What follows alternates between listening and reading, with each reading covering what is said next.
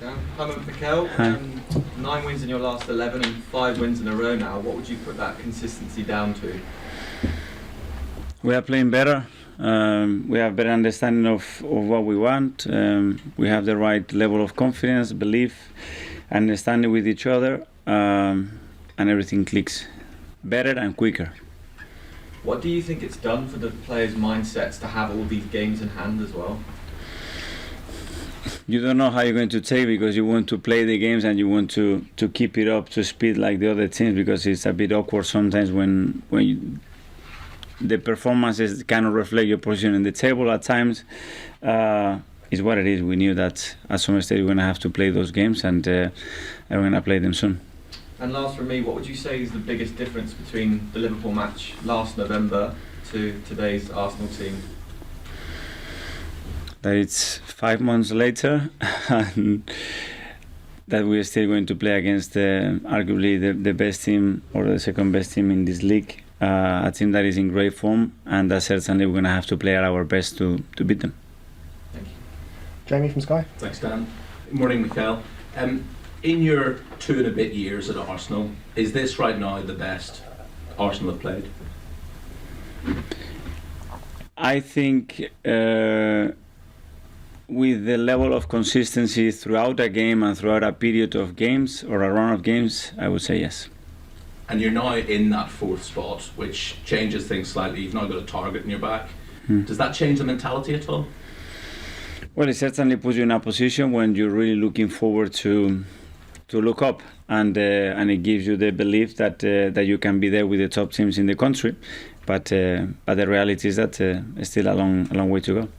Is tomorrow night the toughest test you've had yet in this run? I think we play against top teams. We play City not a long time ago again, and you know what the problems that they put in. But every week is a test in the Premier League, and very different ones. And the challenges that you face throughout games are completely different. But tomorrow certainly you face a team that dominates every single aspect of the game. So when that happens, you have to be at your best. Obviously you're very close friends with Pep, and you were at Manchester City and you saw how that side was built.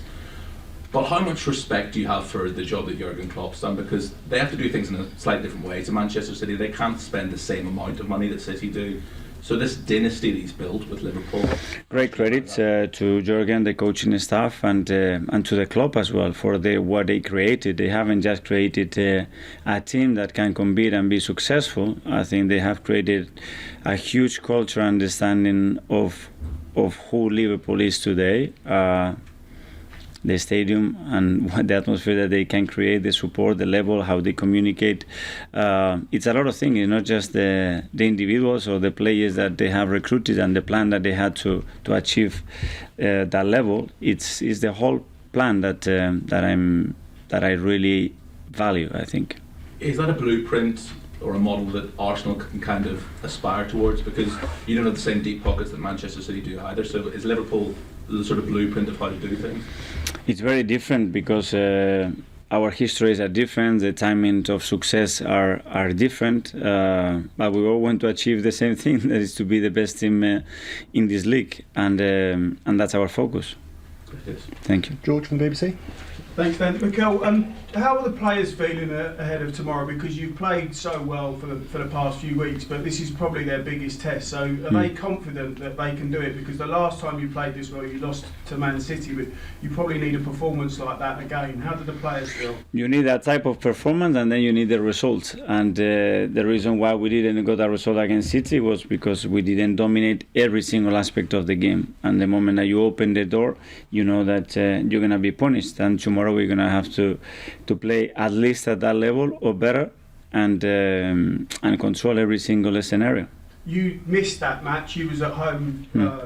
So what will tomorrow be like for you? Because being there, do you think that will make a difference in how vocal you are on the touchline, that those particular moments you can guide them through? Hopefully very soon they don't need anybody there, you know, and they can do themselves and understand and interpret everything that the game requires in that moment. But certainly I will be there with the whole coaching staff and the rest of the backroom staff, supporting the players as much as possible. Liverpool are playing really well, but do you feel like you're one of the best teams in the country in the minute with the way your team are playing too? No, there are better teams in the country because that's what the league table shows, and we haven't done anything. What we're doing is trying to improve, understand better what we want, being much more consistent in performance and results, but nothing else as yet. Is there going to be any surprises from you tactically or with your selection tomorrow? Is it a case of, no, I'm picking the same squad, here we go, bring it on? We will see tomorrow. Okay, thank you. Thanks, George. Ian, TalkSport. Hi, Miguel. Hi. So you're fourth now, and I think that most people would admit that fourth place is yours to lose. So with that being a bit of a given, would you say that if you don't finish fourth, it's a bit of a failure from here on in? I cannot think like that. I think about today and tomorrow, and being in that position, what encouraged me is to look up in the table and look forward, and don't start to look on your mirror there. I don't think it's a good sign. Okay, so if you look up in the table, you see Chelsea, who are catchable, and we obviously know the problems that Chelsea have right now. One, do you see them as catchable? Two, do you feel sorry for the position on the football side that their manager and their players are now in? For a lot of people that are part of that club that can suffer any consequences, obviously, yes, but I cannot judge the process or what is happening. In terms of your team, Ben White has been absolutely outstanding. Do you think that he's now the best centre-half that England have? I don't know. We are really happy with his performances, how he has adapted, what he brings to the team, certainly, and hopefully he can get rewarded, because the way he trains, he looks at himself, and the performance that he's having is certainly raising the attention of a lot of people.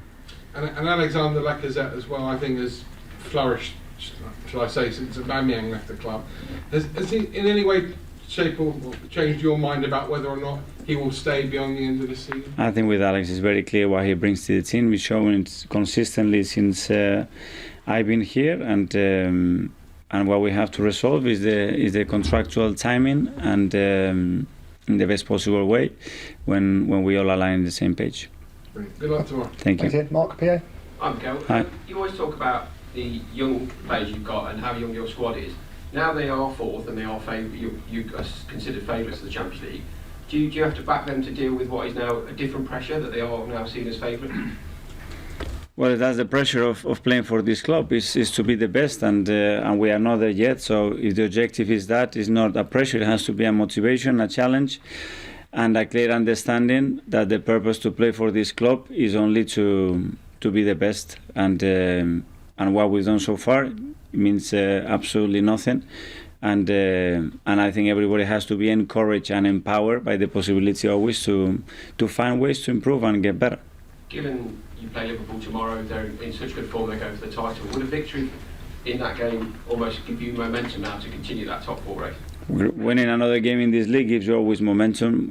Being able to beat the most informed team in the country, it will be really, really big. So that's the aim tomorrow. Since you took over, we've had COVID, redundancies, you've had players that have left. Other than now having to have us back in the room, are you the happiest you've ever been? Especially because you guys are here. That's what it changes my life. And just finally, have you heard anything from Pep? Are you expected to hear anything from Pep ahead of tomorrow night, asking for a favour? Not yet. I haven't heard anything yet.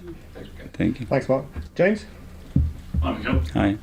Brendan Rodgers, after the game on Sunday, said that Aaron Ramsdale was the best English goalkeeper. Just how impressed have you been with the start of his Arsenal career?